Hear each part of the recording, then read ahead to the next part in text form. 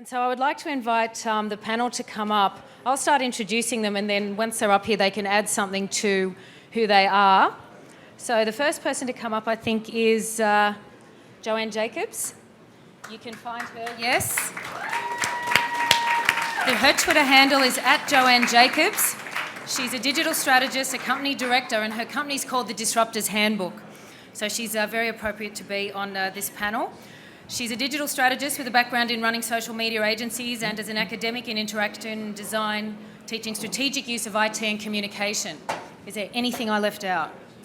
I'm on the Telstra Industry Advisory Board and on the board of Code Club Australia, and I'm on the New South Wales Government Digital Advisory Panel. So she is extremely busy. I'd next like to invite Annalie Killian to come up as well. Round of applause for Annalie. Annalie's Twitter handle is @MaverickWoman, all lowercase. She's the founder, curator and executive producer of Amplify Festival. Have people heard of that and seen it and been part of it? It's quite beautiful, isn't it? She also has on her business card and signature, which did surprise me for a very, what I call a blue chip corporation like AMP, Catalyst for Magic at AMP, which is a wonderful disruptive thing in itself. So Amplify Festival reaches more than 600,000 business people. It actively engages its partner and sponsor community and attracts the who's who of the world's innovators and game changers, leaving, and also, like Chai, Annalie is leaving after 16 years at AMP. Is there anything I left out about your introduction, Annalie? I'm also on the board of Reinvent Australia, which is a sort of a civic startup that believes that we need to create the future through our imagination, and it'll pull us there. So I'm very proud of that association. Thank you very much. And now I'd like to welcome Dr. Jordan Nguyen, who's to come up to the stage. Thank you. So you can see that he brought his fan base with him. His Twitter handle is @DocJordy with a capital D and a capital J. He's a biomedical engineer and social entrepreneur and CEO of Psychokinetic. He's making these two incredible documentaries, which I'll get him to tell you a little bit about. He does a lot of work with and for the disabled and has even pioneered and done work on a thought-controlled wheelchair. His ability to give and to be so philanthropic is an inspiration to all of us. And I'll now hand over to Jordan. What else would you like to say about introducing yourself? I'm on the board of directors of the Australian Design Centre as well. I'm sorry, I didn't listen to my own introduction then. I work with the Cerebral Palsy Alliance. Yeah, that's good.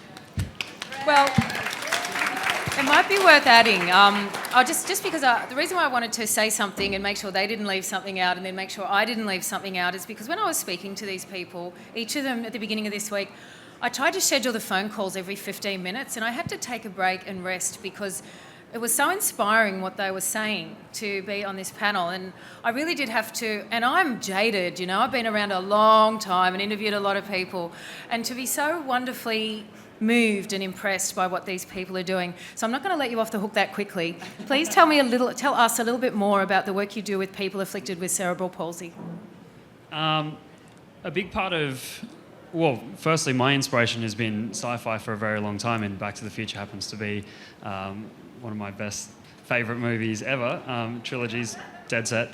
And I've always looked towards sci-fi for inspiration with design. So when I went through electrical engineering, I discovered disability through almost breaking my own neck in the third year of university. And it made me start to look into what disability was all about. I started seeking it out because I had no idea about it. And I started meeting amazing people who had incredible stories, and it started inspiring me to come up with new ideas for new technology and independence in disability. And so that's where I came up with the idea for the thought-controlled wheelchair, really wanting to work on it because I was meeting people who had locked-in syndrome. So people who had a perfectly capable mind and they weren't able to control the movements in their body. And I met a number of people who literally the main movement they can do is the movement of their own eyes. So I realised if someone is mentally alert, mentally there and capable, then we should be using that And I thought it was impossible when I first started, and I took a few ideas from sci-fi, and working on that for 5 years, I've found ways to make it happen. And then I started moving into adapting the technology to other areas as well. So currently one of the main projects I'm working on with the Cerebral Palsy Alliance is to apply gaming technology to early detection of disability in infants. Yeah, it's good. This is why I don't do all the introductions just on my own. I still have one other panellist to welcome up to the stage as well, and this is Annette Redmer. And her, please come up, Annette. Where are you? Here she is. And her Twitter handle is @redmera, and that's all lowercase as well. She's working with Telstra at the moment, and she's a UX and Lean startup methodologist and a designer with FinXL. She helps organisations develop new products and services geared for a great customer experience. So she works with little baby businesses and startups, and also a very big sort of monolithic corporation as well. And she's one of, I suppose, Telstra's UX leads. So then, Annette, would you like to flesh out an introduction for you even further? Yeah, maybe before. I'm German, or I'm a German, how one of my good sent here. I don't know if he's in the group. I'm a German. Since Australia, since 4 years, and had the amazing opportunity before I moved to Australia to live in Silicon Valley, where I learned a lot about entrepreneurship, and you know that the only failure is actually if you don't do anything, if you're passive, and you know that I love that get up again mentality of them really, and I hope that I can convert a little bit of that mentality into Australia during my stay here. Thank you. I might give this to someone because I've got this microphone up here. Yeah, so I'll pass that down. Okay. So then I thought I'd kick off the panel by addressing the first question to Annalie. We've got two key words this evening, as I've mentioned, innovator and disruptor. What are the sort of the differences or similarities, and I suppose the evolution of those words now? I used to think that disruption was just innovation with an exclamation mark, but I actually think, no, it's really entered the lexicon in a big way through Clayton Christensen's theory of how innovators that go after low-margin businesses end up destroying models. And so there's an element of creative destruction that is contained within disruptive innovation. I think also I was really profoundly moved by a talk last night by a very smart Australian by the name of Paul McCarthy, who wrote a book called Online Gravity, where he kind of explains the whole disruptive movement through the lens of the planets and gravitational forces. And he sort of explains that really in every game there's one that really emerges as the dominant player, like a planet, and the rest is kind of asteroids. And I sort of think that we all aspire to be disruptors, but invariably there's one that really claims the space. So for the rest of us, I think it's good to be ambitious to be a disruptor, but in likelihood, you probably better aim for innovation and you'll get there. Very few of us get to be disruptors. But if you're not a disruptor, you're probably likely to be disrupted. Yeah, now I think there's a lot of disrupted people that are in denial because the taxi cab companies, I will just say in Australia, very much in denial. Are there any other panellists that would like to comment on just the terminology about disrupted, disruptor and innovator and how that's changed? I would like to point out that business as usual incremental innovation isn't innovation. The number of times I've come up to a conference and everyone said, "Oh, we can change this process by improving the mailroom." That's not innovation. That's called business optimization. They are two different things. True innovation really creates new markets, changes the way that we interact with each other. And that's a completely different notion, and it's a much more disruptive process than simply making something new. And there's also a bit of a difference between creativity and innovation as well. I think the innovation requires creativity, but being creative doesn't make you innovative either, necessarily. No, it doesn't. I was just going to then throw to Annette, because you're working with small startups and Telstra. I don't know, is anyone with Telstra? Yeah, it's a monolith. How do you see that? I think just to that whole question, when are you going to be disrupted or when are you going to disrupt? I think one really big thing is the purpose. Why are you doing this? Why are you going for it? And well, my center of my being is user experience, right? So I really care for the customer, for Telstra's customer. They're my one and only. Not necessarily two, because actually right now I'm extending my job description as stakeholder experience consultant, because it's about balanced design. So specifically in a big corporate, it's much more feelable that the stakeholders like business, technology, finance, they all have to be in alignment what's happening to the customer, to the actual user. The buyer is not necessarily the actual user, so we need to take care of everyone and make sure that everyone gets his or own purpose, right? So, and get that drive and then make that product happen so it can function actually like a little clockwork, like exact. Everything is together, everything is working efficiently. It's like an organism that can like live on for several years, you know, and then we can optimize it, right? And then lots of testing, lots of, you know, putting it in front of these involved people, not only the users again, also all the stakeholders, and really test it on them. That's the thing, in my view. Before you hand the microphone away, Annette, there was a very big, scary phrase that big business needs to be asked and ask themselves. Do you remember it? Yeah, sure. Yeah. It's actually Catherine Parsons. She is the founder and CEO of Decoded. Maybe you've heard of her. She was at Telstra Digital Summit about a month ago? Scott, do you know? About a month ago, right? And she said something like, are you ready to kill your business in order to, you know, start from the ground up? Right? Are you ready to disrupt yourself completely, literally to explode or implode, and then you build yourself from the ground up? Well, you've asked me during our call, you know, what about this? And it's one of my favorite questions at the moment. It really keeps me busy because with Telstra, you know, we would have a lot to lose, you know? So I think the general science behind this, Ron, would be, you know, the smaller your business is, the easier you can kill yourself, right? And I hope there's no police around because I think I'm a serial killer. So you know, I really think it's very courageous. And honestly, I've failed many times.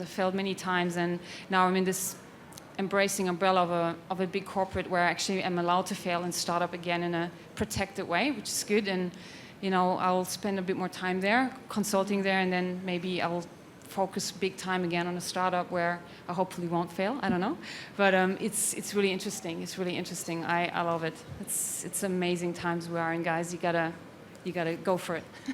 So with a lot of people out here that are working B2B, you can imagine too going into a meeting where you say to a client, are you ready to kill your business with disruptive technology and build it from the ground up? And it is still too quite an emotional and a human experience, because usually when we develop bad habits and you get to a certain point in your life where you want to go, you know what, something has to change, and you've usually got to strip a lot of things down and rebuild yourself, and it's quite a frightening thing to do. We've seen it with disaster capitalism. 2004, the tsunami came through and all the little capitalists ran in and saw how they could redevelop Sri Lanka and places like that, and then went and I suppose didn't let any of the fishermen that had been there for 300 years plus come back into that particular arena.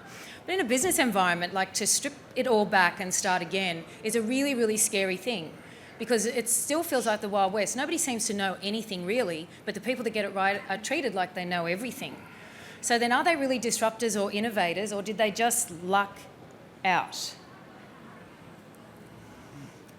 I'll throw that over to Annalie. I'm going to answer that with Annette's response, because I think that it depends what your purpose is. If your purpose is profit, world domination, and you're only dealing in a particular currency, you may want to kill your business. But many existing businesses exist for a very large range of different purposes. And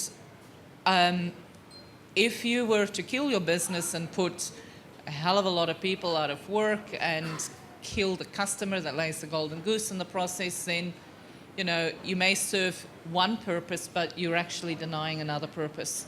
So I kind of like this whole notion of some kind of balance. I mean, earlier we heard from Ron about, you know, one of the biggest challenges that we face is the planet and sustainable living. And that often, there's often profit at the expense of that. And so balanced stakeholder design, I think, is a far more responsible way than just going for a profit motive. And it's about inclusivity sometimes, that it's not just about money as a currency, there's other currencies that matter. You may want to add something to that. Did you want to respond to that, Dr. Geordie? No, absolutely. I agree with that. I think it's why we've got terms like shared value coming up. We've got a lot of startups these days have some form of purpose to them. It's not just sort of, we've got a section of the market. We know that we can make a lot of profit here. A big part of it is people wanting to do good. And that comes back into companies as well, because companies have a lot of employees who fundamentally want to know that they're doing good for the world, that they have a purpose as well, and they have a part to play in the world.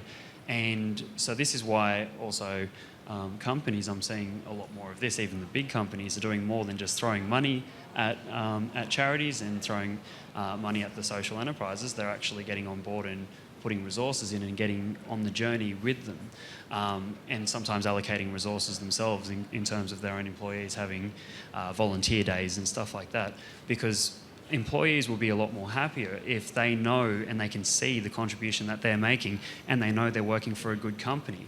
And I think this just comes back to a lot of the personal human need and the human desires to want to make a difference, and so that's why I agree with you on that stage. Joanne, did you have anything to add to that? What?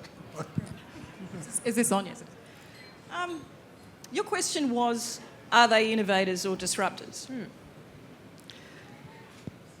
I think those people saw themselves as innovators rather than disruptors, because ultimately the change in the concept of disruption has come about, the positivity that is aligned with disruption has come about partly at the same time as that rise in the level of corporate social responsibility of doing good. And I think these people saw themselves more as innovators because at the time the priorities were always getting more cash. And always actually the sign of being successful was being profitable. I think what's changed in the last 40 years has been that not only is success measured by financial capability, but rather that it is that you're an organisation that has integrity and authenticity. I think the possibly the biggest thing that I think frankly it's come out of a lot of the stuff that you've been doing, Ron, has been that there's been a rise in this consciousness of doing good. And I think I actually attribute, I'm a huge fan, by the way, and I'm a massive fangirl, but I think a lot of the imaginings that come out of science fiction, and I attribute a lot to Gene Roddenberry, to George Lucas, to Steven Spielberg, has been this sense of wanting to do more for the benefit of humanity. Yes, that's the nature of Star Trek. Was always interesting to me because it without drawing too much attention to itself, it was a totally secular society on board the ship. The idea of that humans were stepping aside and cooperating automatically. It's very interesting. Submission from science fiction, and even subversive. Yeah, so that fascinates me. But the thing that fascinates me is that the stability of the natural world is based on natural selection, which is highly disruptive. It's based on a lot of dying, and yet the perfections of nature are undeniable. It seems like someone's messing around, making it happen, maybe, but it is fascinating that when we're talking about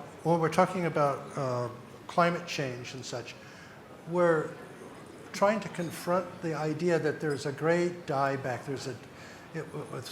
with coral and everything in the world, and a tremendous amount of the stability of the world is dying, and that dying could lead to some adjustments, but without getting overly green here, I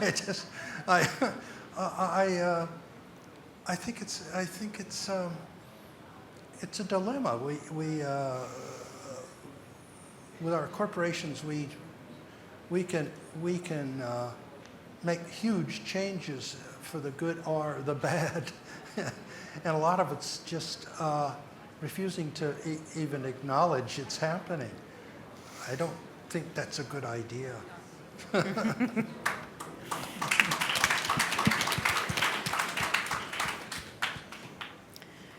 So do we still have this Luddite mentality where the disruptors that are coming in, businesses look down their noses as if to say you're unreliable, you're untrustworthy? Does that God, Luddite... yes.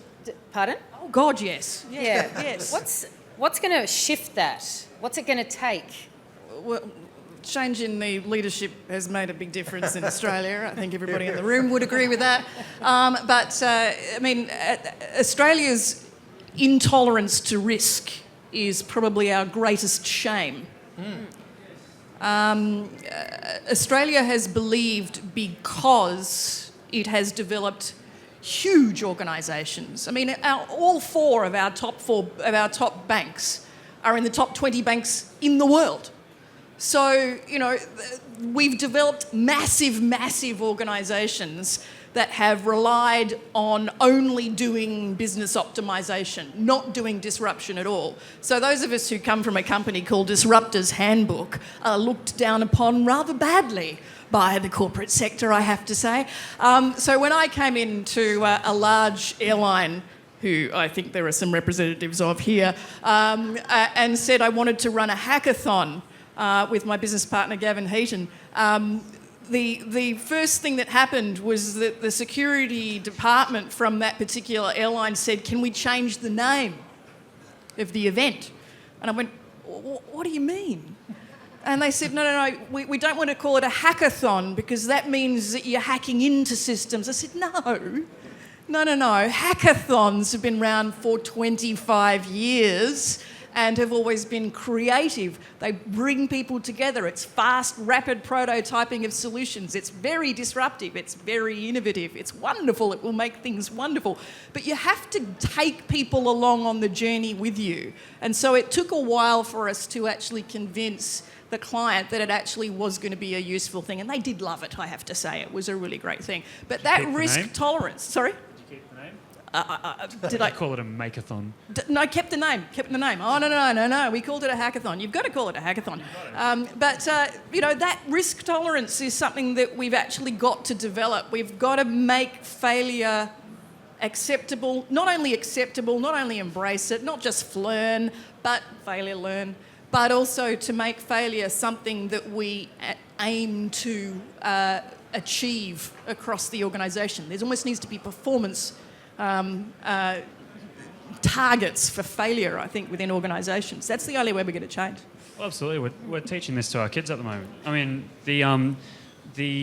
any kids going through school at the moment, a lot of them are starting to get taught this idea that we learn a lot through failure.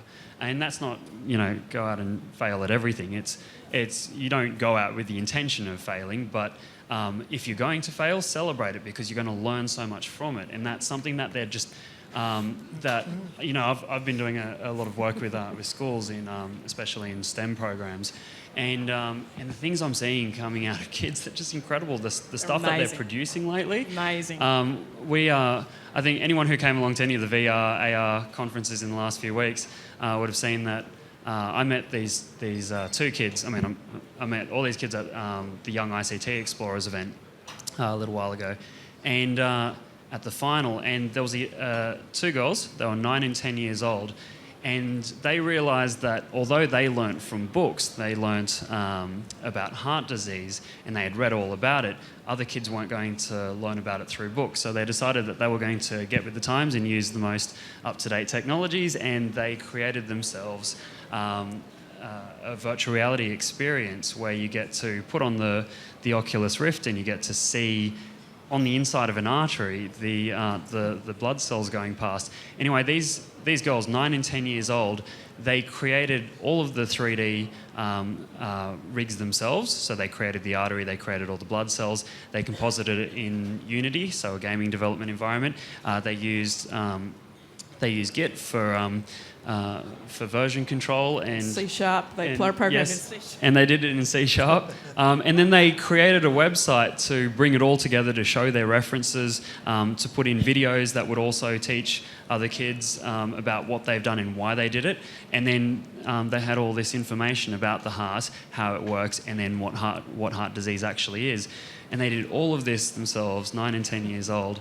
And this is the sort of stuff that I'm seeing over and over again at the moment, with young kids being given the opportunity to innovate and to realise that if you're not afraid of failure and you get out there and you try something, you know that you're going to either have something successful or you're going to learn a great lesson on the way.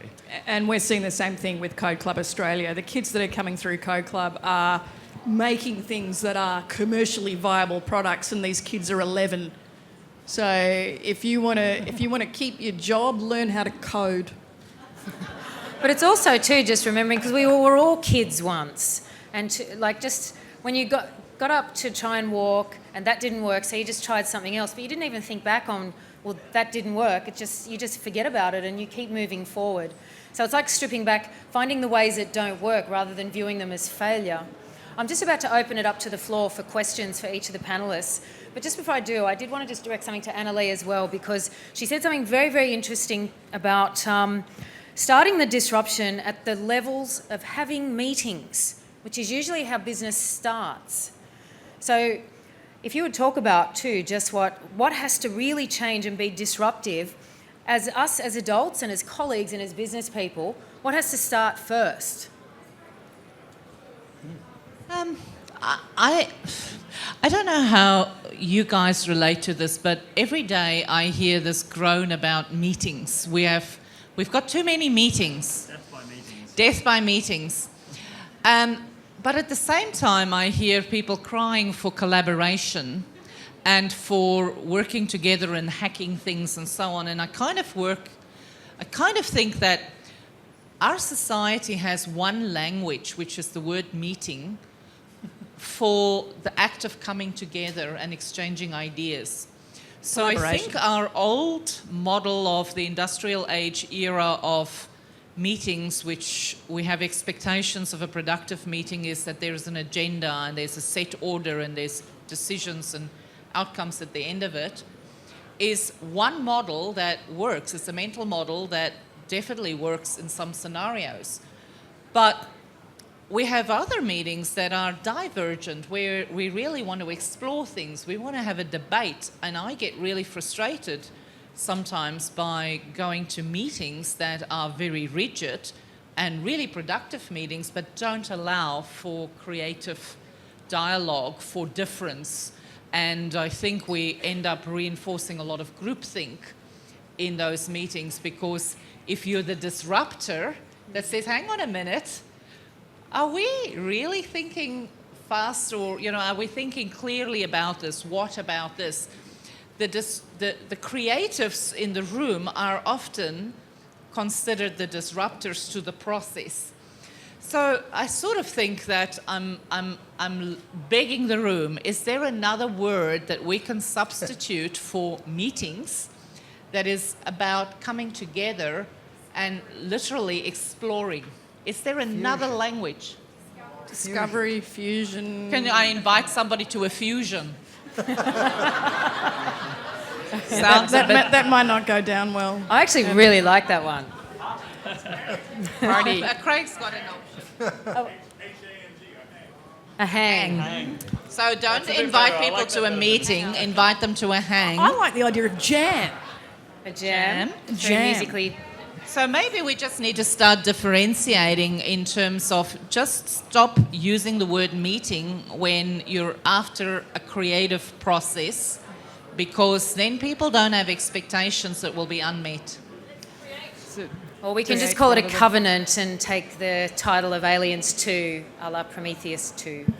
Does anyone have a question from the floor? Yes, there's a person here and a person here. Rick, he's always on the other side. You guys, I think the audience is playing a joke with him.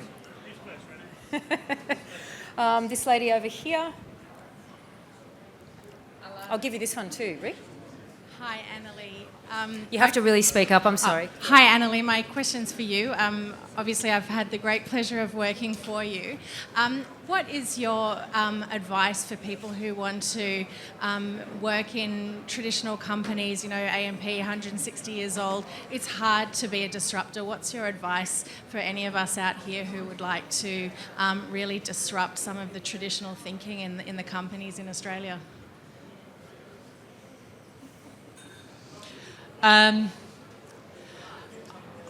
I met with somebody that worked in my organisation 16 years ago when I first started there.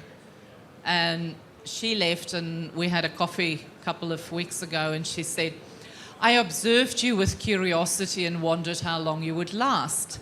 And I think that the truth is that Mavericks need air cover. So they say that people leave managers, they don't leave organizations. I think it's really important when you're a Maverick to find a sponsor with power and political nous. So I've been very fortunate in 2 careers to have had that. I think most large organizations spit out Mavericks and Disruptors really quickly, but also a lot of them don't like to put on the cloak of conformity for the sake of fitting in. There is a balance.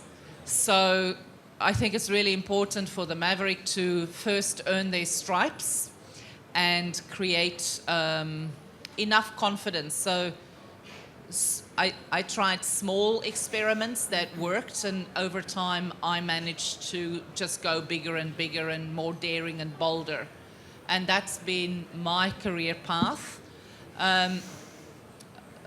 Anybody else got some advice on that? That's just been my personal experience. I'll add one thing, is that I do think that fresh eyes have a shelf life. The stronger your ties are, and the more you become enmeshed within the corporate leadership team, etc., and your relationships grow deeper, the less your value to the organization, and the less the value of the organization to you.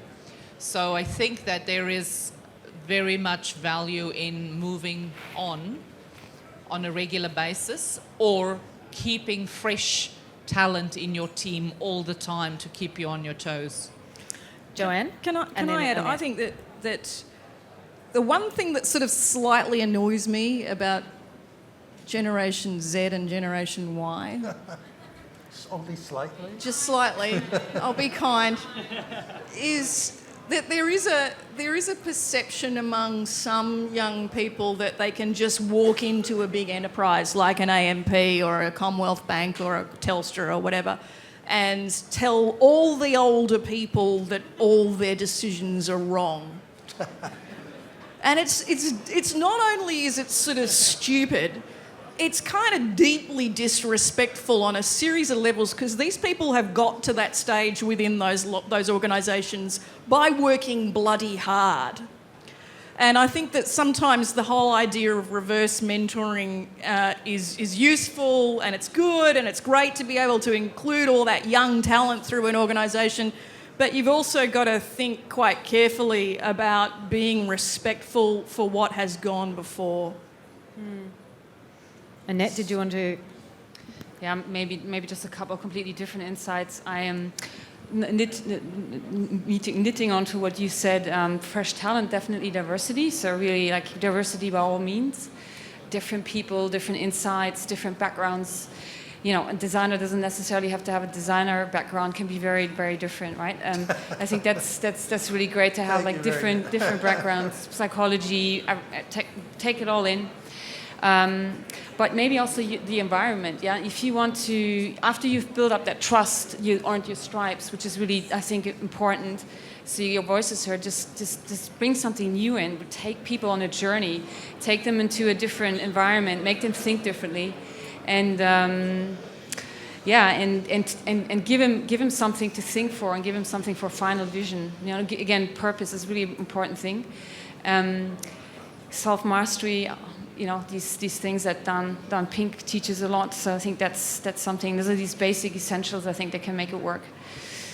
And optimize the talents in your team. So let people express yourself. The expression is the opposite of depression. So if you can identify what the individual talents are within your team, which should be diverse. Again, you can really create wonders even in a huge corporate. Really, you can do it. Bravo. I think just quickly from a Gen Y. Yes, but you're our favourite Gen Y. I honestly, I left uni thinking, oh, this is bad because I could get a job. I could just keep my jobs here, where I know everyone from the janitor to the chancellor. But I decided to go into the biggest biomedical company in Australia to improve my own knowledge and skills, and also to see the parts in the process for medical devices between the design of it and the market, the stuff that I didn't know about. So I wanted to learn all about testing and regulatory approvals and quality. And I went in there, honestly, I went in there thinking, crap, I'm not going to have any sort of impact here in such a massive organisation or such a massive company. And right from the first day, I just went around and got to meet everyone. And I just kept asking people about what their time has been like there and what they do, and then starting to map out the entire office and the entire site before I moved to the manufacturing side and started learning about what they were doing there as well. And I found within half a year, I learnt all about the politics, who doesn't get along with who, all the different things that were happening within the company. And I felt like by the time I left there, which was about a year and a half in, I felt like I had not only contributed quite a lot, but I knew a lot about what was going on within the company. It was just through going and speaking to people and finding out what their roles were and what they did. And definitely I felt, speaking from Gen Y, I felt like I did have a lot of respect for everyone there, but You're awesome, I obviously John. see the other side of that. I have seen the other side of that. But I have to say, but you know who Brian Cox is, the scientist, Brian Cox? Okay, this is Australia's answer to Brian Cox. This guy's awesome. I've been described as that a few times. The first few times I was described as that, I went, who's Brian Cox? And found out who he is. It's all good. He was the frontman for D Ream, and that ages me. Well, I didn't include it in your introduction because I didn't know if you liked the guy or not, and I thought that could go either way. He's great. He's great. I mean, my topics for documentaries are going to be quite different, especially to do with technology and where we're going and where we're headed. But actually, coming back, sorry, to that question, I don't think you have to be a disruptor. I mean, when you were saying as an employee, if you want to go into a big company, not everyone has to be a disruptor, but you need to be adaptable. You need to get ready for change that might come along and be adaptable to, especially if you're working for the people who are the disruptors. And I think you've always got to be ready for change and adaptation. There was a question from this gentleman here. My question is, and to anybody on the panel, can we have an economy where everybody is innovating? Can you have an economy... Can we have an economy where everyone is innovating? Where everyone is innovating? Yes. Yes. Okay, next question. Yes, you can, because ultimately if you're having everybody... There's a lot of talk about future of jobs and innovation. Actually, it's not about jobs, it's about work. Because we're not going to have jobs in the future, we're going to have work. And we are going to all look after our own work, our own lifestyles and everything else. When everybody is doing that, we can have an economy which is all based on innovation. Yes. There's a gentleman here.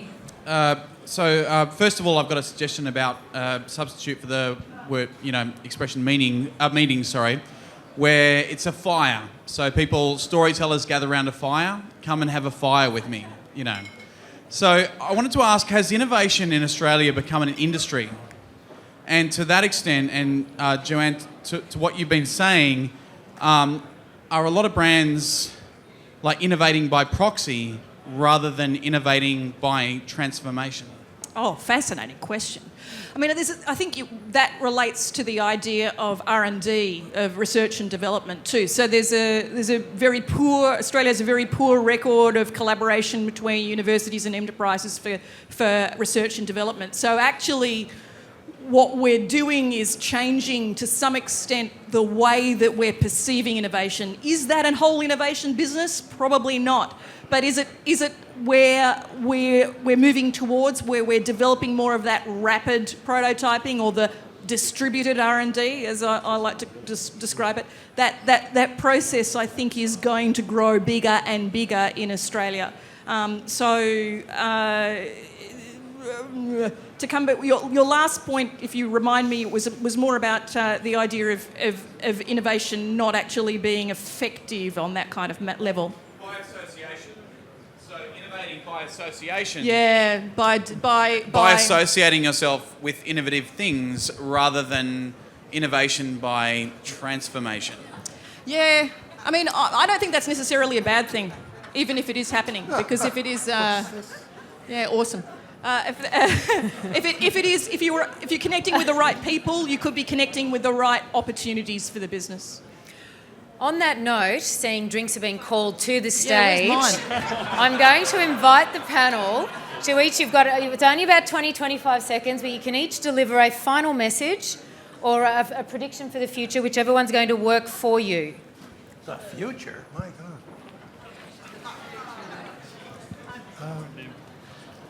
May we all prevail. May we all prevail. Thank you. Joanne? I would like to see a future where we are much more generous to one another. I see an opportunity to do so much more with our kids today. I also want to make sure that kids are not using devices just passively consuming content. I want to see people actively building solutions to problems. Okay, Annalie? I'm sort of wondering where the support functions in businesses are when it comes to the innovation game. We have a lot of expectations of product managers and service managers to innovate, but I think that many of our organizations are going to go under because we're not seeing our human resources professionals, our organizational learning and development people, our communications people, our legal profession, our financial accountants thinking of themselves as innovators. And so, you know, when there is an excessive obsession with product innovation rather than systemic innovation, product innovation is really easy to copy.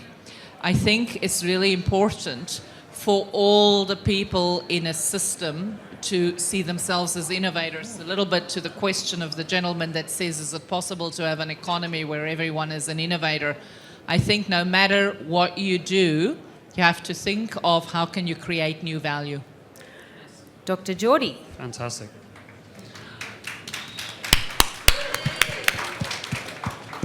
I think technology is really changing our world, and many people here are involved with VR, AR. What we have is the real world, we have the virtual world, our digital world, and these areas are starting to mix more and more moving into the future. And with all these rapid advances, sometimes we have trouble keeping up with everything.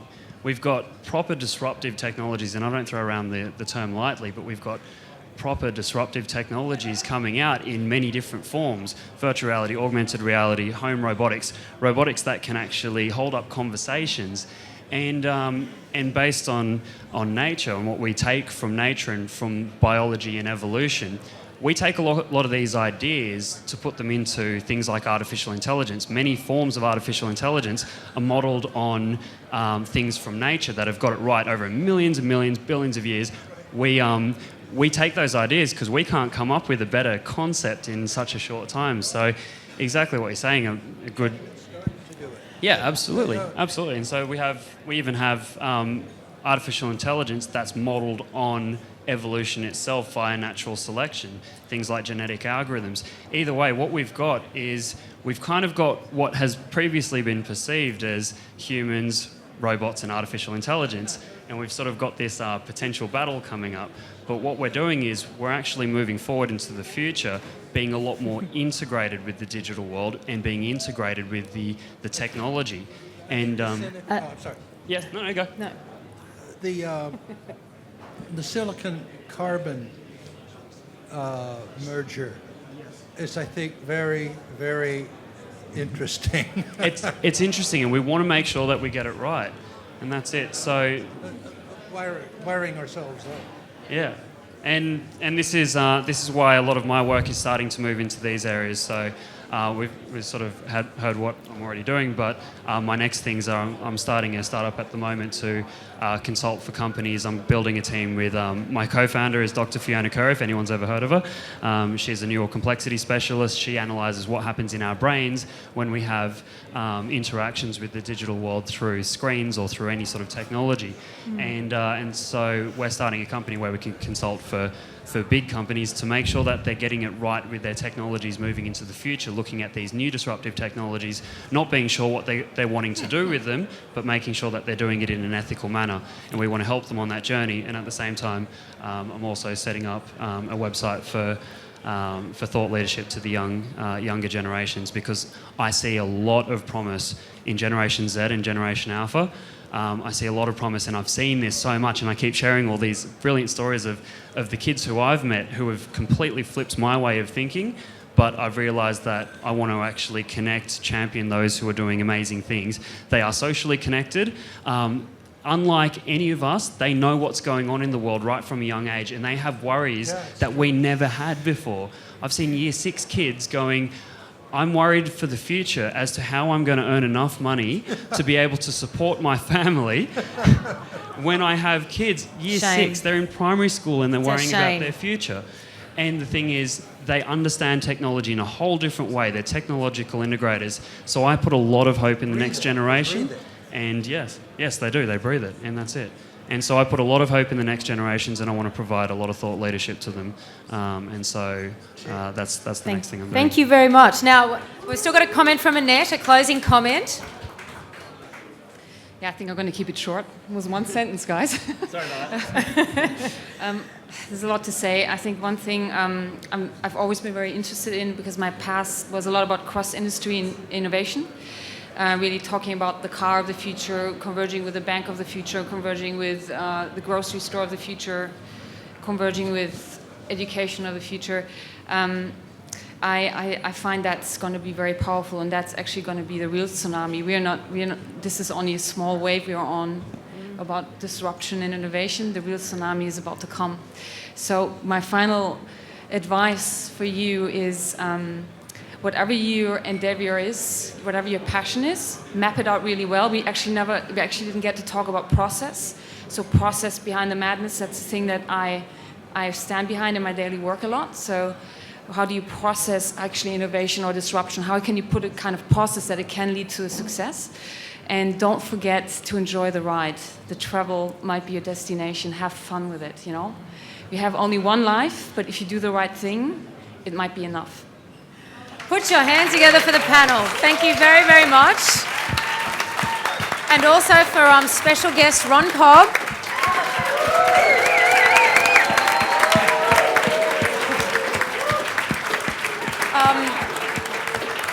I would like to remind everyone too that the office staff are wearing the black t-shirts, so you can go and speak to them about anything. So I'd like to thank Chai, Craig, Roy, Brad and Rick too for putting on the event. It's not over. So there's going to be some DJ music from Craig Calhoun's son. Where is he? There you are.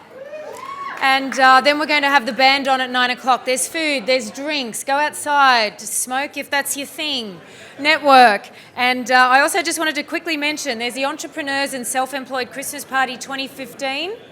And for those who are creating the future of work, Technology and Creativity, Tuesday, December 8. There are these flyers around if you want to go to another one of these, another party. Thank you all. Thank you. Thank you very much. Thanks, everybody.